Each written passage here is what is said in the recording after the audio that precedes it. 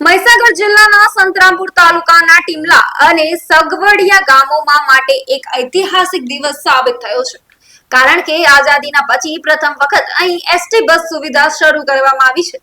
શિક્ષણ મંત્રી કુબેર ડિંડોરેના હસ્તે સંતરામપુરથી આ બંને ગામો માટે બસ સેવા પ્રારંભ કરાયો હતો।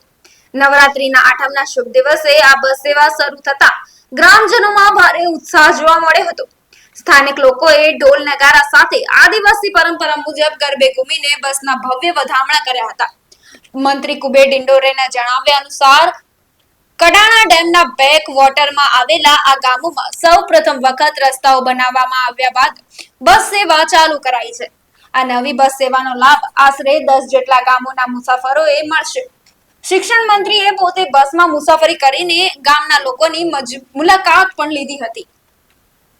એ સૂત્રોના માધ્યમથી આપણે વિકાસના કામો મિત્રો કર્યા અને મને સૌભાગ્ય એ પ્રાપ્ત થયું કે આ સગવડિયા ટીમલાનો રસ્તો કરવાનું સૌભાગ્ય, ડામર રસ્તો કરવાનું કામ મારા ભાગે આવ્યું। તમારા બધાના આશીર્વાદથી, આ ગામખેડા માતાના આશીર્વાદથી આપણને એ આપણા ભાગે આવ્યું કામ। આપણે ભારતીય જનતા પાર્ટીમાં ચૂંટાયા અને આપણે આ રસ્તાઓ મિત્રો પૂરા કર્યા અને વિશેષ આપણા ગામના બાળકો ધોરણ 9। સૌને મારા નમસ્કાર।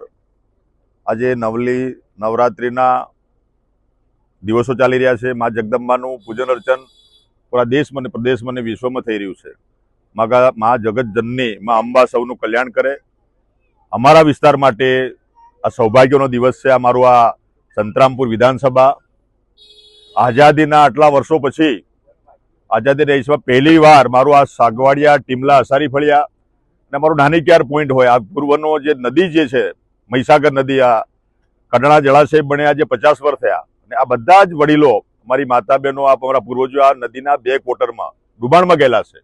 આ ડુબાણમાં પહેલી વાર દેશને આઝાદી મળ્યા, પહેલી વાર બધાના આશીર્વાદથી હું ધારાસભ્ય બન્યો અને આ ટીમલા સાગવાડિયા રસ્તાઓ ઘાટી કટિંગ કરીને રસ્તાઓ ડામર બનાવ્યા। ડામર બનાવ્યા પછી અહીંના અમારા વિદ્યાર્થીઓ, દીકરા દીકરીઓ અભ્યાસ કરવા માટે સંતરામપુર મુકામે જાય છે। અહીંથી 20 થી 22 કિલોમીટરનું અંતર પડે છે અને બધા જ વિદ્યાર્થીઓ બસ ન હોવાના કારણે અમારી જીપોમાં, પોતાના વ્હીકલમાં અને એ રીતે વિદ્યાર્થીઓ બિચારા અહીંયા સંતરામપુર 7 કિલોમીટર છે પણ વચ્ચે ડેમનું પાણી છે એટલે આ નાનીક્યાર ફરીને ગાડી ઉખરેલી પરથી ફરીને દલિયાટી, રોટાવાડા, સાંગાવાડાથી સંતરામપુર જશે પણ વિદ્યાર્થીઓને અગવડતા ના પડે એના માટે ગ્રામ્યજનોની રજૂઆત હતી અને મારી પણ લાગણી હતી કે પેલા રસ્તા મારા વિસ્તારમાં આપું। રસ્તાઓ પૂરા થયા પછી ગાડીની શરૂઆત થાય બસની। તો આજે આઠમના પવિત્ર દિવસે, આજે હવનનો દિવસ છે।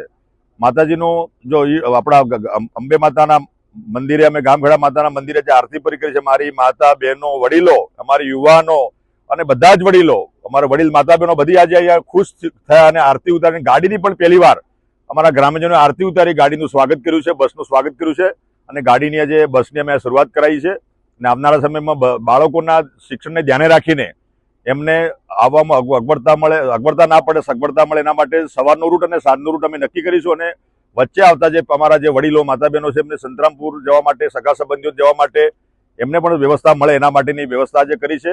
એટલે હું ડિવિઝન, અમારું જે વિભાગીય ગોધરા, અમારું એસટી નિગમ અને સાથે સાથે અમારા અધિકારી મિત્રો, અમારા બધાને અમે રજૂઆત કરીને અમને બસ આજે આપી છે તો એ તમામનો આભાર માનું છું અને સાથે સાથે જનતાનો પણ હું આભારી રીતે માનું છું કે એમને 10 વર્ષથી એમને અમારી ભારતીય જનતા પાર્ટી સાથે જોડાઈને મને જે મદદ કરી છે એ ગ્રામજનોનો પણ આભાર માનું છું। સૌને મારા ધન્યવાદ અને નવરાત્રિની શુભકામનાઓ।